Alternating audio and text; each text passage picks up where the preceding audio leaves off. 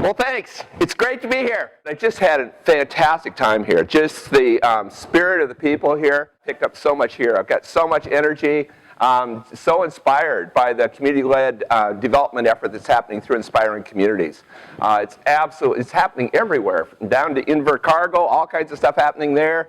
Every place I've been, lots of people, and both community people and government recognizing we got to do work in a new way. If we're going to save the planet, if we're going to care for one another, all the things that are so important to us. So I just want to share our story from Seattle about how we moved in this direction. What I love about Seattle is our neighborhoods. We have over 100 neighborhoods.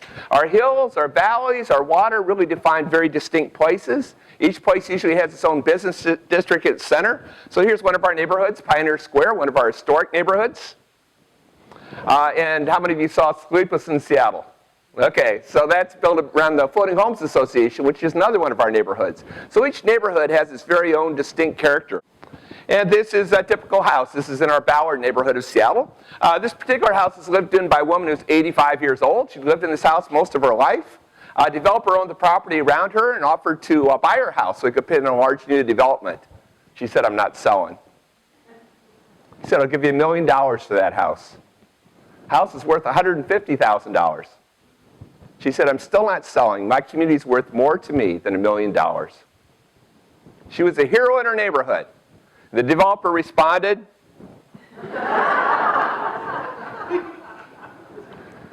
And this is kind of an extreme example, but it was something that was happening all over the city, where the city was growing in a big way, and people felt like growth was something that was being done to them and not with them. Where it was really changing the character of our neighborhoods that people prized so much. We're getting increasing issues with gangs, drugs, violence. People really angry at City Hall. So we had council members who said, this is no way to run a democracy, where people are angry at their government. And they decided we need to do work in a new way. Have to figure out a new way of engaging people with City Hall and City Hall with the communities. About how do we get people in communities to start thinking of themselves as citizens again and not as taxpayers? And how do we get government to start seeing active citizens as a real asset and not as a threat? Huge paradigm shift. And we recognize it really took three major changes, three major paradigm shifts to get government to really be a good partner with our communities. And the first shift is about how do we move from siloed thinking, and that is the strength of every agency, whether that's government or nonprofit organizations, is that they have a laser-like focus on their function, on their discipline. In the city of Seattle, we have 32 different departments. And we have all our county government with all its departments, and the state with all its departments, and the federal government with all its departments, and hundreds of nonprofit organizations all trying to reach out and engage the community. They're being engaged to death. There aren't enough nights in the year to go to all those meetings. And it's not the way people experience community. They don't experience community in silos. Our agencies have separated our old people from our young people, from our people with disabilities. And you can't build community in silos.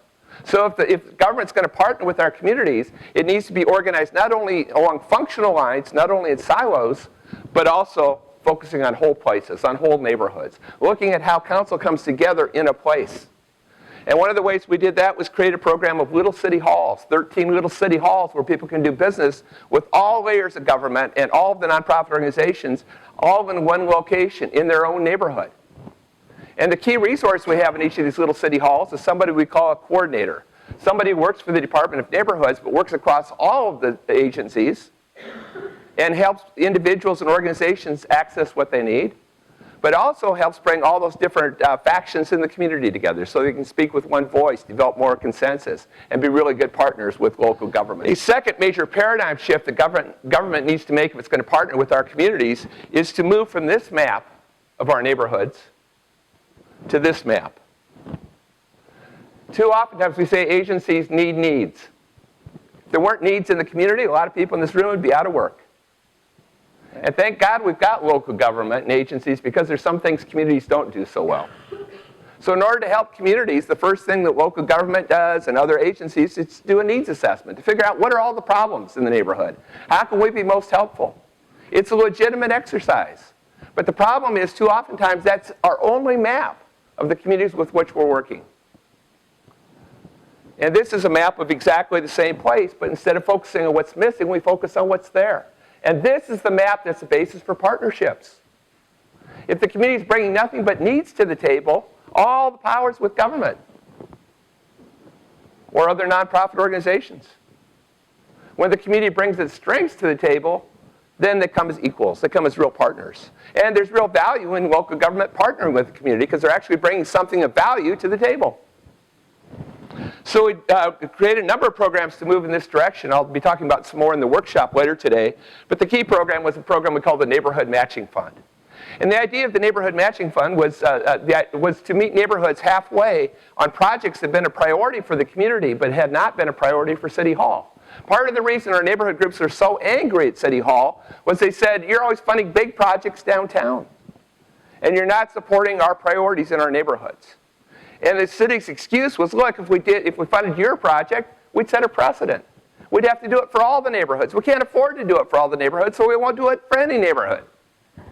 So he said, for those kind of projects have been a priority for the community but haven't been a priority for City Hall, let's meet the neighborhood halfway. Let's provide a cash match from the city in exchange for the community's equal match of cash or volunteer labor or donated goods and services. Let's make this available to any group of neighbors so they don't have to go through those gatekeepers in the community. Just any group of neighbors that wants to come together to do a project. They don't have to be incorporated. They don't have to have nonprofit status. Let's just fund one-time projects because the idea is to build capacity rather than to create dependence. And how about if all the funding decisions are made by the neighborhood leaders themselves? So I took this idea to our council, asked for $150,000 for the program. Really controversial idea. Why should we put any money into projects that aren't our priority when we don't have enough money for everything that is? But finally, at a vote of 5-4, they approved $150,000. Not exactly a mandate. That first year with that money, we supported 22 community self-help projects. They were so successful that the next year our council voted unanimously to increase the fund to $1.5 million. Subsequently increased it to $4.5 million a year. So we support about 400 community self-help projects every year. We celebrated the 20th anniversary of the matching fund in Seattle 3 years ago. And over that time, more than 4,000 projects have been completed. There's evidence of them in every neighborhood, greatly reinforcing what's special about each place, contributing to the quality of life in each place. The city's $50 million investment over the years has leveraged $70 million in community resources. Under the old model where people were looking to government to do everything, never would have been tapped. But the best benefit is it's newly involved tens of thousands of people in community life because we've finally given people a way to get involved other than going to meetings.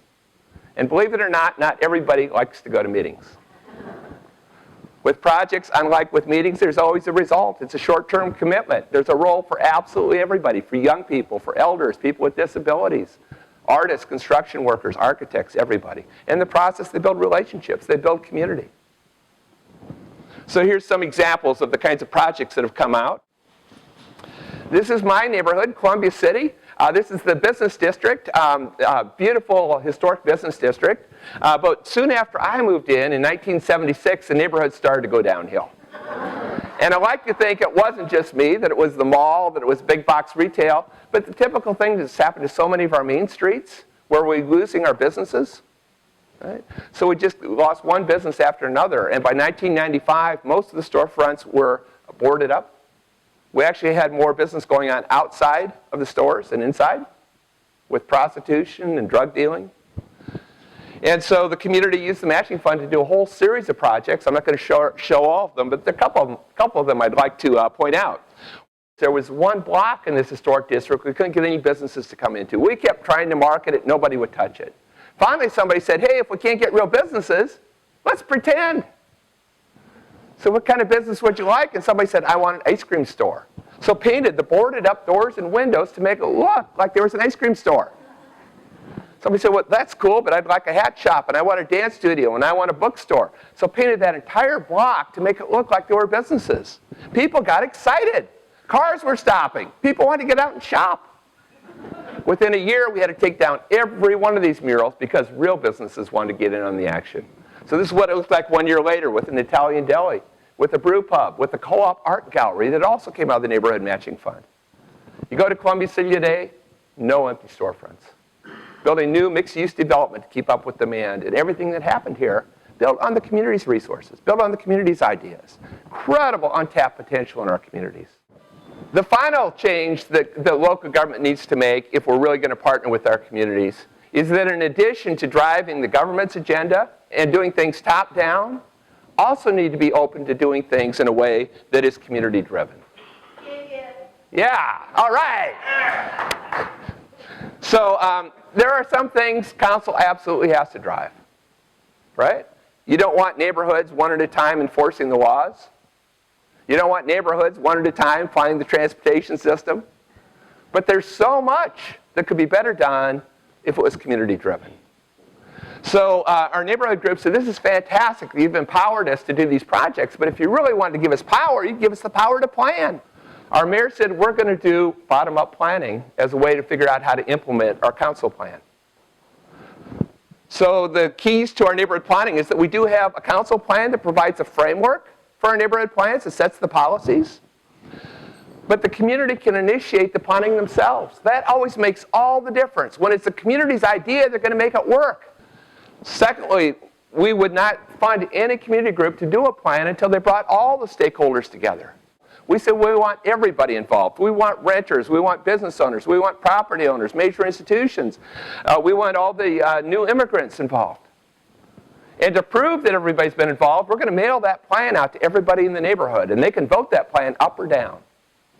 Then we provided funding and technical assistance, but we allowed the community to hire their own planners. The community could define its own scope of work.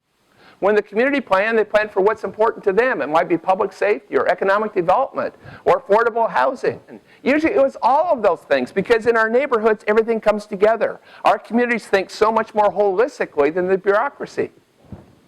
And finally, the community drove the plan throughout the process. So when the plan was done, it wasn't just owned by a planner. Hundreds and hundreds and hundreds of people in the community understood that plan. They'd put their blood, sweat, and tears into it. So they weren't about to let that plan sit on the shelf. Holding the city accountable for implementation, but more importantly, taking responsibility for implementation themselves. Because there's a lot communities can do that government can't do.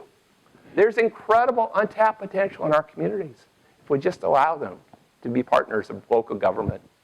So here's what I see as the value of community-driven planning, that implementation actually happens. The plans don't sit on the shelf. Resources are multiplied, so government's resources leverage to the communities. Appropriate development occurs, respecting the unique character of the neighborhood and culture of the community rather than one-size-fits-all solutions. More holistic and innovative solutions result as we get out of those silos. And a stronger sense of community is built as people come together and create a common vision for their community. What's exciting to me is that this is part of a global movement.